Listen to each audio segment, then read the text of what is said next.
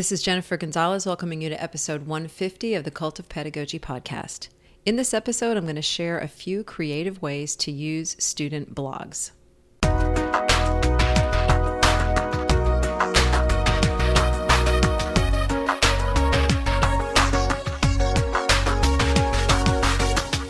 When you hear the word blog, what do you think of? When blogs first started showing up on the internet, most were basically diaries, individual people's personal musings on life. Although this is a perfectly legitimate practice, these early prototypes made many of us equate the word blog with something self-indulgent, writing that shouldn't be taken seriously. Since those early days, the blog has really evolved as a genre. People have taken the basic framework of the blog and used it to build all kinds of useful, interesting things online. This evolution has given the blog limitless potential as a form of writing. And that's just as true for student writers as it is for everyone else. So if you're looking for a nice, meaty assignment, one that in previous decades might have been a research paper or an oral presentation, consider assigning a blog instead. It's not only a highly relevant form of writing, but because it's done entirely online and worked on over time, it would also lend itself beautifully to remote or hybrid learning. To support you on this mission, I'm going to share 6 different kinds of blogs students could create, each of which could be written on thousands of topics and fit into plenty of different content areas. I'll also explore some of the nuts and bolts, tools and practices that'll help you do this work well. And finally, I'll talk about how you might go about assessing student blogs. Before we get started, I want to thank ISTE-U for sponsoring this episode. Sharpen your skills and learn to accelerate innovation in your school or learning community when you take a course from ISTE-U. These flexible online courses put pedagogy first, and they're built to help educators, librarians, tech coaches, and leaders develop digital competencies and advance their careers by exploring critical topics in education, like project-based learning, game-based learning, the learning sciences, and ensuring equity and inclusion in online learning. Choose the topic and time commitment that fit your needs. Learn more at iste.org/cult. That's ISTE.org/cult. Support also comes from Pear Deck. As teachers, we know that when kids are truly engaged and excited about learning, it's the best feeling in the world. And with new challenges, that can feel harder to achieve than ever before. Pear Deck is here to help. With Pear Deck, you can easily transform your presentations into engaging, active lessons using Pear Deck formative assessments and questions, and send them straight to student devices so they can participate in real time. Ready to get started? Pear Deck is offering educators free premium access and free webinars every day so that you can get going right away. Plus, they've teamed up with other educators to offer special edition webinars to share insight from a variety of educator perspectives. Save your seat at their next webinar today. Head to peardeck.com/learn-pair-deck to register. That's peardeck.com/learn-pair-deck. Now let's talk about student blogs. Before we get into the 6 different ways to use them, I want to make sure we all understand our terms. So what is the difference between a blog and a regular website? A website is basically any online container that houses at least a few pages of content. It's possible to have a website that consists of nothing but a single page, but usually those exist simply because the people behind them opted not to use any additional features. Your dentist most likely has a website. Most of the restaurants, mechanics, churches, and gyms in your town probably also have websites.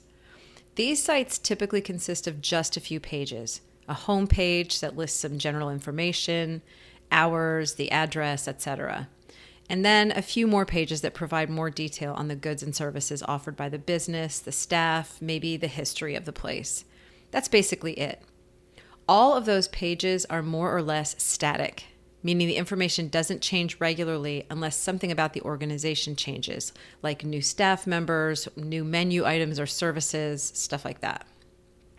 A blog is part of a larger website. And what makes it unique is that it's dynamic. It changes. It's regularly updated to provide new material. Some companies, like the kinds I listed in the previous examples, might decide to add a blog to their regular website for the purpose of educating their clients or helping their customers get to know them. For example, a dentist's website might put out regular blog posts offering tips on home dental care, reviewing toothbrushes, or sharing before and after stories of patients who received special services like laser teeth whitening. In most cases, though, these blogs are not chock full of content because they're just a supplement to the main thing, which is to give the reader information about the business. Some websites, though, like my own, are much more heavily focused on the blogging side of things. My site does have a few static pages, like the one where I introduce myself and my staff, but the vast majority of the content on Cult of Pedagogy is blog posts. These blog posts are not just general musings about life, though. I made the decision when I started my site that it would be focused entirely on education-related topics, with the main goal being to write posts that help teachers do their work better. Every other week, I put out a new blog post along with a podcast episode on a different topic. The internet is full of websites like mine, websites that use a blogging framework to regularly share content for an audience that will be interested in that specific topic. Most of them wouldn't even call themselves blogs. Instead, they would see themselves as websites that are content heavy. Those are the types of blogs I'm focusing on here, the kind I think our students should be writing. So here are some ideas for the content of these sites. What follows are 6 different ways students could use a blogging platform to produce a collection of content.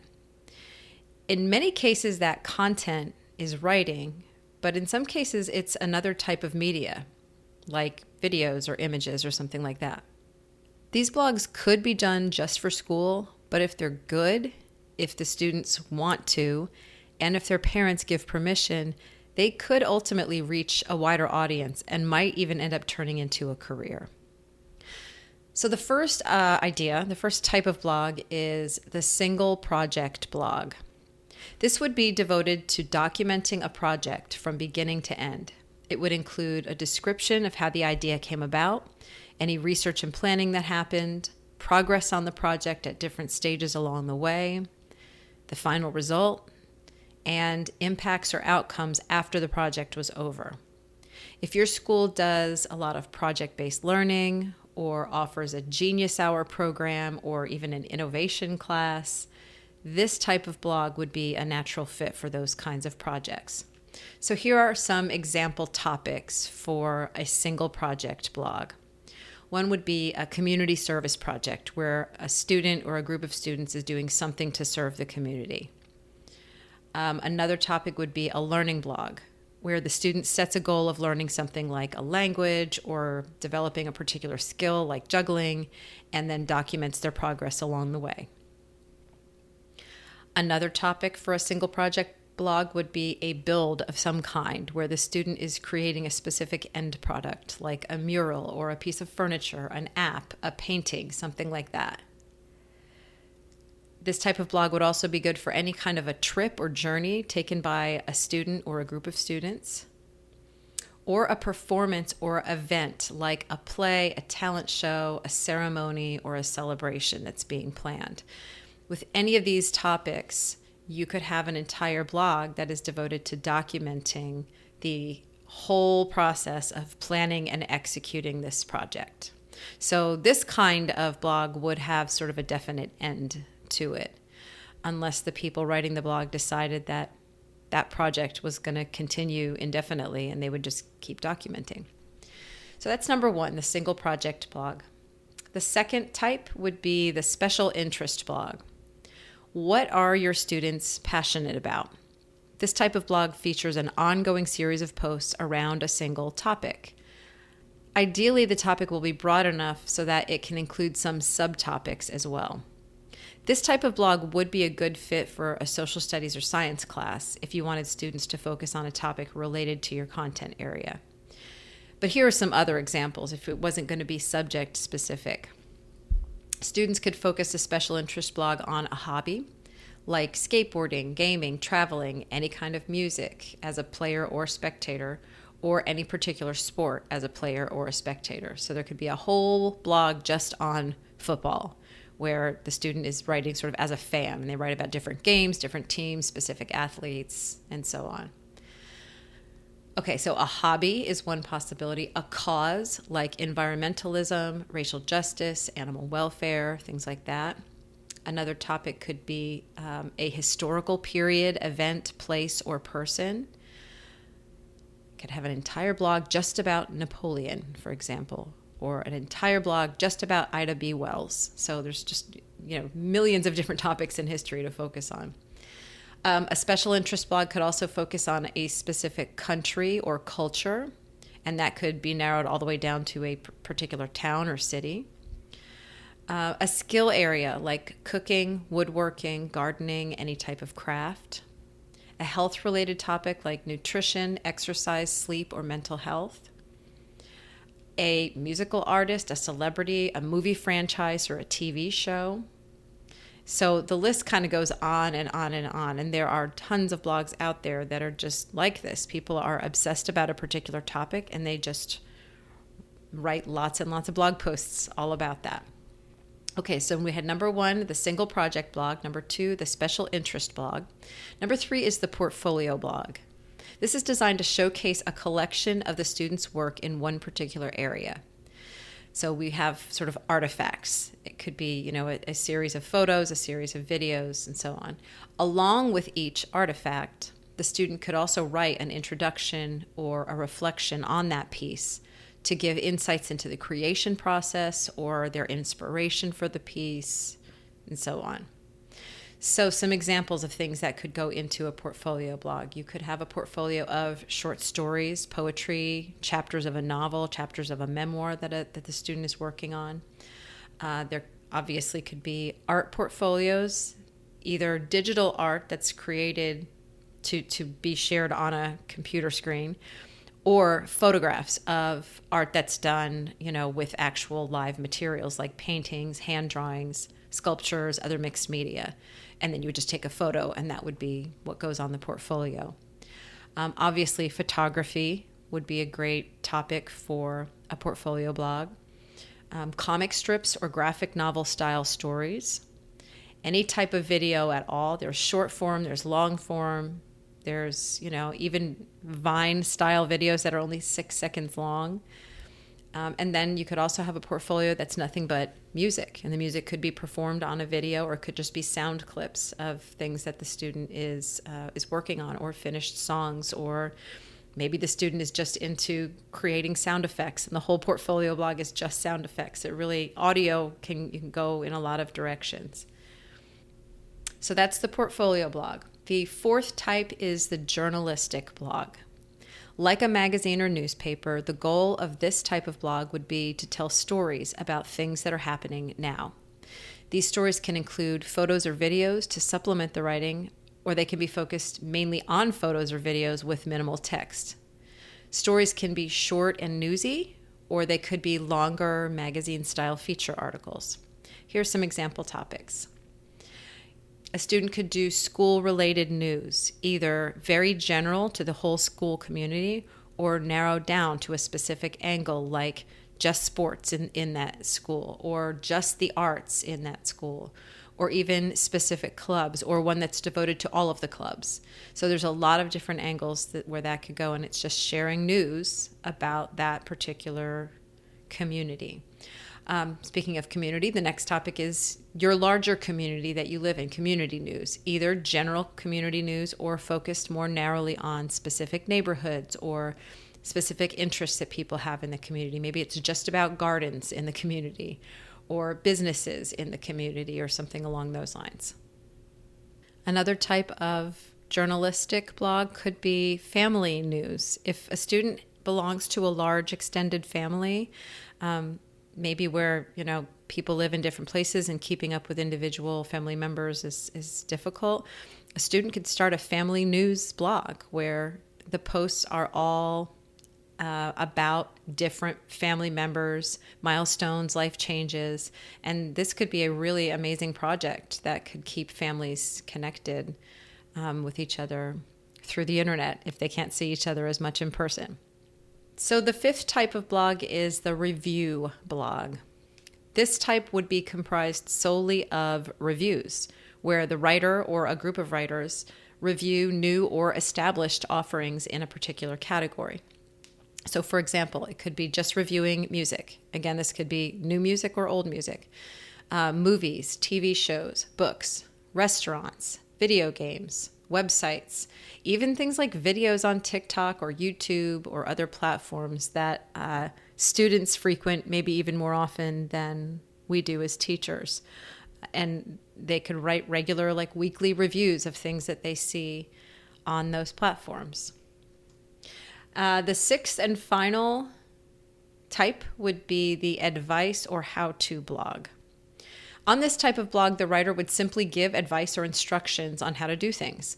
The topics could come from real readers, sort of like a Dear Abby type thing where people write in, or the site creator could just make them up based on common problems they know people have. And I know I used to always suspect that Dear Abby wrote some of her own letters. You know, they didn't necessarily always come from real people, or maybe combined a few things that she got from real people. So the point is to write out the advice, but this could also be more of a how-to type of a blog where maybe somebody is just very good at fixing things around the home, and every week they do another little how-to on, how to get rid of fruit flies, or how to fix a drain, or how to mount a TV on a wall or something like that. Depending on the person's skill areas. So here are some examples: relationship or friendship advice or how-tos, academic advice or how-tos, hobby or sports related advice or how-tos, and then there's also technology, and everybody needs help with technology. So let me quickly review the 6 types again before we get into the nuts and bolts. The first was the single project blog. Number 2, the special interest blog that's just focused on one topic. 3 is the portfolio blog. 4 is the journalistic blog, like a newspaper or magazine. 5 is the review blog. And 6 is the advice or how-to blog. So let's talk a little bit about the nuts and bolts, making all of this work. First, let's talk about the tech. Obviously, students are going to need a blogging platform to do this on. So I'm going to talk just about a couple of platforms that are pretty popular and what some of their advantages and disadvantages are. The one that I use is called WordPress, and it's probably one of the oldest, most well-established platforms. I think for any student who really wants to take themselves seriously as a blogger and wants to maybe make this a long-term thing, it would be worth learning on WordPress because it's sort of the platform that lots and lots and lots of people already know. There's lots of help out there online, and it sort of has all of the features that you would need to do a really good, robust blog. Other sites like Google Sites and Blogger, those are free. Also, WordPress is free too. WordPress.com is free. There's another version of WordPress that costs something, but that's a little bit more advanced. Getting started on WordPress.com would be fine. So Google Sites and Blogger, those are also free. And they might actually be easier to learn than WordPress, but they also don't offer as many features. So, if you're wanting to just do something that's easy, but kids are not going to be able to do much with it in terms of customizing it and I don't know, adding extra features, they may be limited a little bit on Google Sites and Blogger, but those would be good choices for getting started. Another site is called EduBlogs, EduBlogs, and that's a really good option if you're working with younger students because it gives teachers much more control over student blogs, privacy, etc. The way that they let you set it up is sort of as the teacher, you're sort of in control of a class set of blogs. So students, you can set it up so that they can't post without you approving a post. You can monitor the comments. You can take a post down if you think it's inappropriate. You can set who can see it and whether it's publicly visible or not. So that's a really good place to start. And the other thing about EduBlogs that I like is that it is built on the WordPress platform. So if you use it with your students, they will already be getting training in how to use WordPress because it's sort of layered on top of WordPress. Something else to note about the technology is that some sites have age restrictions that do not permit users under a certain age. So if you're working with younger kids, particularly if you're working with 13 and younger, be sure to check the terms and conditions on the website and just consult with your district IT people before you launch a blogging project and make sure that everything is kosher in terms of what your school permits and what permissions you need to get and all that. Obviously, all of this becomes much easier the older your students are.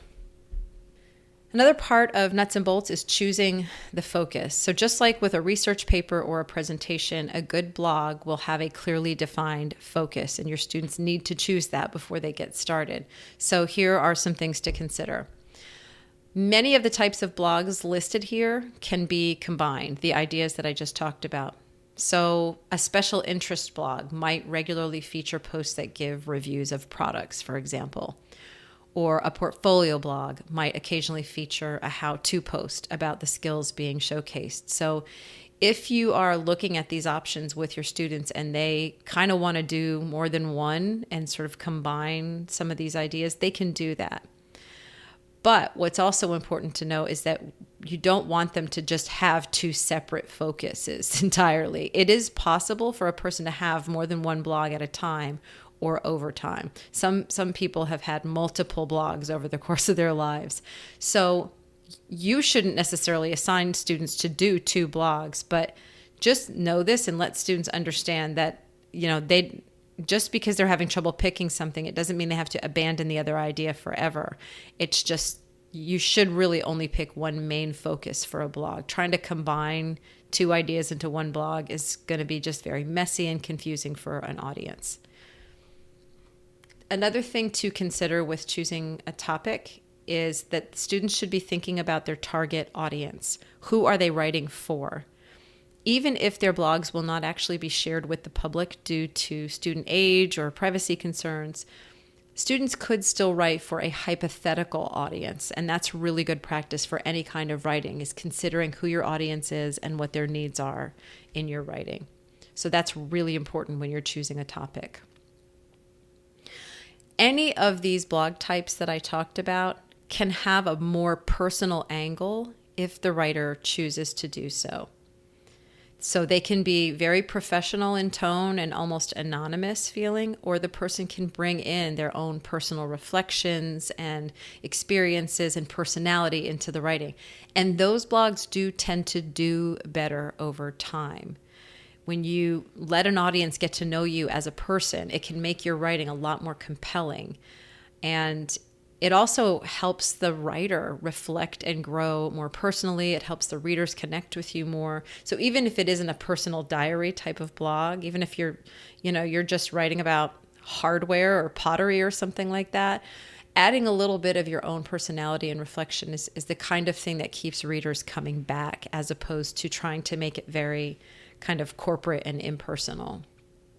So one other thing to think about when students are trying to choose a topic is, this is an exercise they can do, have them create a list of blog post topics ahead of time. And they should be shooting for between 10 and 20, really. If they can't come up with more than 2 or 3 ideas for posts, they might need a new topic, or they might need to broaden out the topic that they're thinking of. For example, if a student wants to write about skateboarding gear and doesn't have many ideas for post, it might make more sense to write about skateboarding in general, so that they can talk about gear, they can talk about famous skateboarders, they can talk about tricks, they can share videos that they found online, and so on. This will allow for more diversity of topics that are all still under that larger umbrella. So that is choosing a focus. And then another note on just sort of taking it a little bit further. For students who want to go beyond school with their blogs, here are some other things that they could add on. One is social media. Most blogs that are successful have social media accounts associated with them. You don't necessarily have to have all of them, But for example, if you are someone who is blogging about something that's very visual, if it's a portfolio style blog, then it might be a good idea to have some Pinterest boards and an Instagram account, because those are very visual. If what you're writing about is a little bit more maybe political or current event related, you may want to have a Twitter account associated with it. If you're trying to generate lots of discussion, then it might be a good idea to have a Facebook account associated with that blog. A lot of blogging platforms that I talked about earlier have tools built in to sort of link the blog to social media accounts, so like little share buttons and that sort of thing. So that would be something to consider, particularly if students would like to really grow this into something kind of big. It's also a good idea to have a clearly defined brand. This includes things like the blog title, the tagline, which is sort of the second title. Most blogs you'll see have a second little subtitle under their title. The colors and typefaces you use for your blog design, the artwork you add to supplement your posts, even the kind of language you use in your writing, whether it's formal or casual, if it includes a lot of slang from the audience that you're speaking to. Whatever this brand is, it should be consistent across all of your posts and in your social media as well, if you use that. Another thing to consider, and this definitely goes beyond school, but it is possible to monetize most blogs if students have the desire, the drive, and the permission. In other words, it's possible to make money from a blog. This revenue can come from a lot of different sources. Some are from advertising on your blog, selling products through other sites like Etsy or eBay or Amazon, or from something called affiliate marketing, which is where the blogger receives a commission for recommending products sold by other people. I get some affiliate money through my own site. If I do a book review, for example, and I link to it on Amazon, and people buy that book, then I get a very small commission from that sale. So whether students do this as part of their blog at school, it's probably a good idea to let them know that it's a possibility in the future, because there are people that are now making a living from blogging, and it's a career opportunity for students that they could even get started on while they're still in school. So you may not want to get into all that as a teacher with them, but letting them know that it's a possibility. There's tons of information out there on how it works. It may get more students invested and interested in the process if they know that it could turn into a career for them. Finally, and this is good advice for all students who do blogging, for a blog to be successful, it's really important to maintain a consistent schedule of posting. Even if you only put out one blog post a month, your readers are going to come to expect whatever schedule you set for yourself. So you can't do 3 days in a row and then 3 weeks of nothing, and then 1 day and then a month of nothing, and then 4 days in a row. It's just, audiences really appreciate it when they know when you're going to be putting out new stuff. So share that advice with your students as well. So before I go, let's talk just a bit about assigning and assessing student blogs, the sort of school component of this. Ideally, a student blog would be a long-term assignment where students come up with an idea and develop it over time, submitting the final blog for a grade, but getting a lot of feedback from you along the way as different posts are published. When assigning a blog, it's important to define the criteria by which you will assess it. I strongly recommend that you use a single point rubric, which I've talked about a couple of times before. And in the blog post associated with this over on Cult of Pedagogy, there's a link to the single point rubric. I would recommend that you use that for assessing blogs, because you can list all of the desirable criteria without clogging it up with a lot of other stuff. And I strongly recommend that you share the criteria with them ahead of time, as opposed to at the end, so that as they're working, they know how they're going to be assessed. Better yet, you can even co-construct that criteria with students, because many of them have already seen blogs and read them and would probably have a pretty good idea of what makes one good versus another one. Speaking of criteria, I am going to go ahead and just list some that I think would be important to include in a rubric for student blogs. I'm sure that there are many excellent blogging rubrics out there that address some characteristics that I just haven't thought of here, but this is what I have so far. First is purpose and audience. The overall focus of the blog is clearly defined and consistent throughout. Individual posts have a clear focus that is consistent with the larger theme. The writing is directed toward a targeted audience that is consistent across individual posts. So in other words, that we've got a very consistent idea of what this blog is about and who is it for. The second criteria is development. The overarching topic of the blog is developed with posts that address subcategories. Each individual post addresses a clear, specific idea and develops that idea with sufficient detail. So a lot of what I'm talking about are the types of criteria that you would see in any writing rubric. That applies here. We want them to be writing well. Another criteria is, I think I should be saying criterion. I gotta look that one up. Crap. English teacher. So another characteristic that we're looking for is organization. Posts should be organized effectively with categories and tags. These are just two little things that you can sort of label every post with, and that makes it a lot easier for readers to find things that they're looking for. Another thing to look for is style and tone. All posts are written in a style and tone that is appropriate for the audience. So blogging is a great opportunity to talk about, understanding your audience and writing for them. Another item to look for is effective use of multimedia. The writing is enhanced with images or video that expand on the content or relate to it in some way. In addition to that, the next one is ethical and appropriate use of multimedia. Images, video, or music use complies with copyright and fair use laws. Appropriate credit is given to creators of other works. And in the blog post, I have linked to another post where I talk about teaching students to use images that they find online ethically and the rules that they need to be following for that.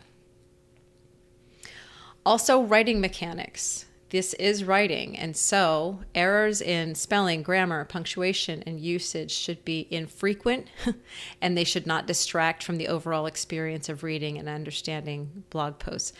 In my experience, this has been the most effective way to describe what I'm looking for as an English teacher. To say 0 errors is sometimes unrealistic, especially if you're talking about many, many, many blog posts. And everybody makes typos and that sort of thing, and we want students to proofread carefully. But in general, what we're looking for is writing that can be read without interruption, without confusion, and we want students to understand the authority and respectability that comes with writing in a standard way that follows the rules of spelling, punctuation, grammar, etc. Because we want readers to read our words and not be distracted by our mistakes. Finally, technical functionality. All features of the website operate correctly to create a seamless, pleasant reading experience for readers. Links should work as expected. Elements that appear clickable should work properly, and nothing from the back end, like HTML coding that shouldn't be visible to the user, shows up on the site. So we're just basically saying that there shouldn't be any tech glitches that are things that are under your control. So those are things to look for when you're grading a student blog. So that is what I have for you today. It is often said that people don't read and write anymore, that all we do is mess around on our devices. But I think we're still reading and writing all the time. The delivery systems have just changed. And one of the most popular delivery systems in the 21st century is the blog. Regardless of what line of work our students go into later in life, there is a high probability that they will be reading or writing blog posts as part of that work. So let's embrace that. Instead of keeping it separate from school, let's bring it in and give our students opportunities to get really good at it. For links to all the resources mentioned in this episode, visit cultivepedagogy.com, click podcast, and choose episode 150. To get a weekly email from me about my newest blog posts, podcast episodes, courses, and products, sign up for my mailing list at cultofpedagogy.com/subscribe. Thank you so much for listening and have a great day.